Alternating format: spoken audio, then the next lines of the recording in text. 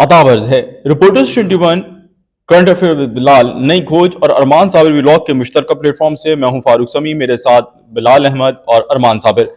और जनाब, आज हम बात करेंगे शहरी सिंध के अंदर जो सियासी दर्जा हरारत बतदरीज बढ़ता चला जा रहा है। MQM बहादुराबाद यानी माइनस अल्ताफ के तमाम धड़े जमा होकर अब बाकायदा जिसे हम कहते हैं सियासी जबान में धमका रहे हैं अपने हरीफों को या अपने उन लोगों को, उन सियासी पार्टीज को जो कि शहरी सिंध के अंदर इस वक्त जो है वो मेजॉरिटी लेकर आई हैं बल्दियाती इंतखाबात में, और उनका ये कहना है कि ये शहर किसके बाप का है ये पता चल जाएगा।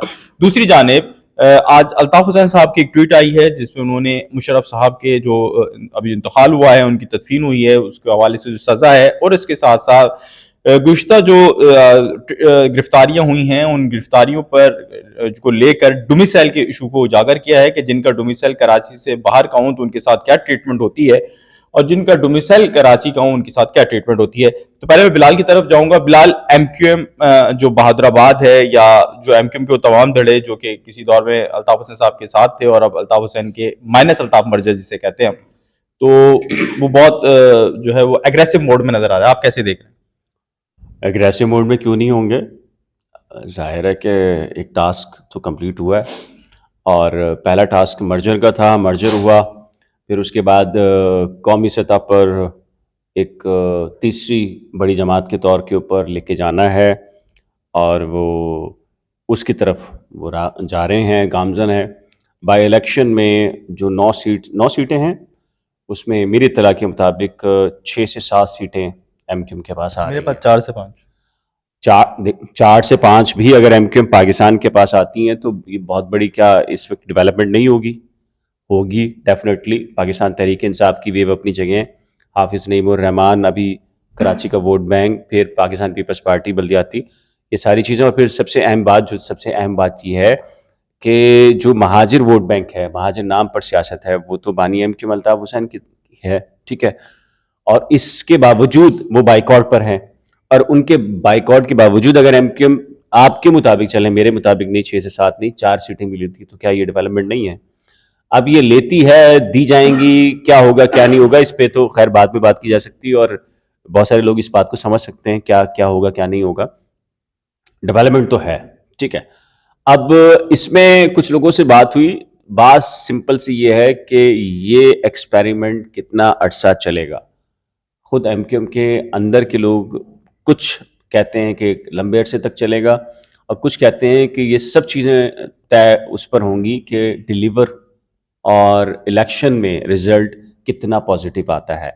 यानी कि जिन कुव्वतों को MQM तीसरी बड़ी जमात मरकज़ में चाहिए, वहाँ जोड़ तोड़ के लिए, वहाँ पॉलिटिकल हुकूमतें बनाने और गिराने के लिए, तो क्या MQM ऐसा अपने आप को डेवलप कर पाएगी कि मरकज़ में तीसरी बड़ी जमात बन के जिनकी ख्वाहिश के ऊपर हुकूमत बननी और ख़त्म होनी होती है, तो उनके मुताबिक वो क्या उनका उतना कदावर हो पाएंगे?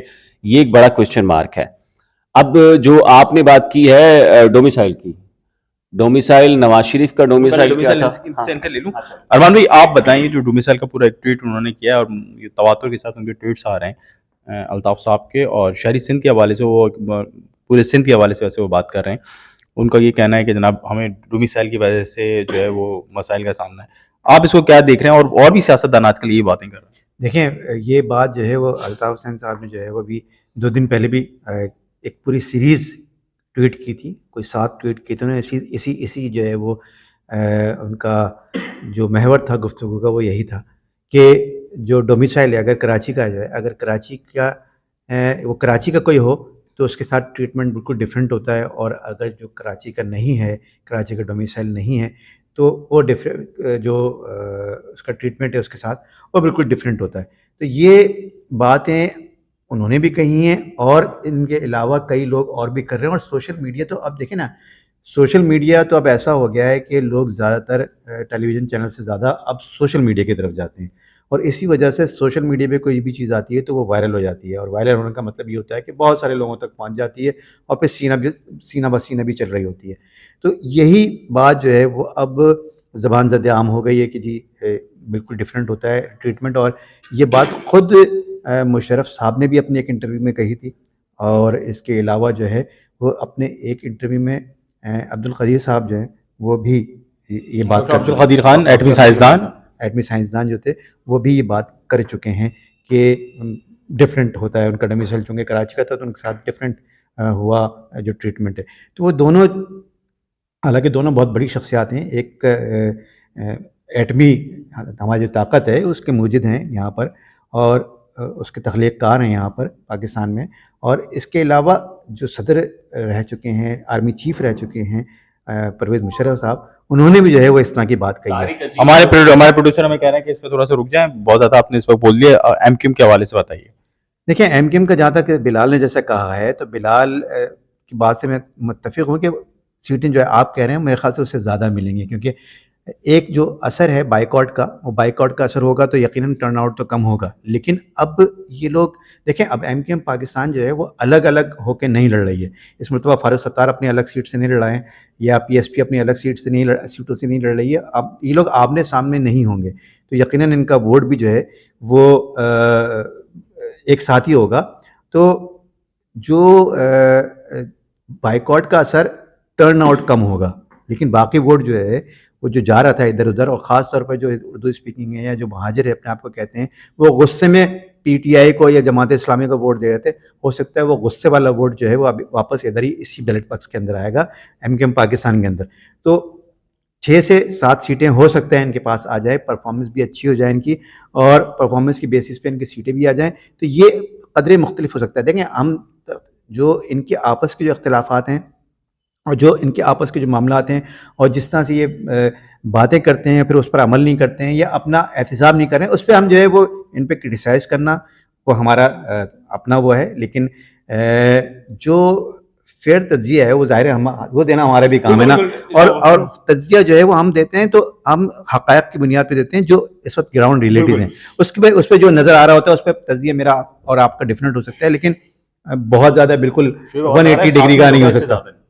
तो बस तो मैं यही कहना चाहूँगा, देखिए इस पे मैं यही कहना चाहूँगा कि उनकी सीटें वो ज़्यादा होंगी और परफॉर्मेंस आएगी उनकी। मेरा भी थोड़ा सा तज्जिया वो ये है कि एक तो ये कि ये मुकाबला बानी वर्सेस एमक्यूएम होगा, बिल्कुल ठीक है। दूसरा ये मुकाबला होगा, देखिए मुझे बड़ी खबी उम्मीद है कि एक जो सियासी जमात जिसने बड़े वोट लिए हैं वो इलेक्शन में कंटेस्ट नहीं करेगी। उनको कहा जाएगा, या मतलब उनके लिए सूरत-हाल ऐसी कर दी जाएगी कि वो खुद खतरात भाप के इलेक्शन के अंदर नहीं आएंगे, ठीक है। तो बहुत चांसेस हैं कि एक बड़ी मजहबी सियासी जमात जो है वो इलेक्शन के अंदर पार्टिसिपेट ना करें।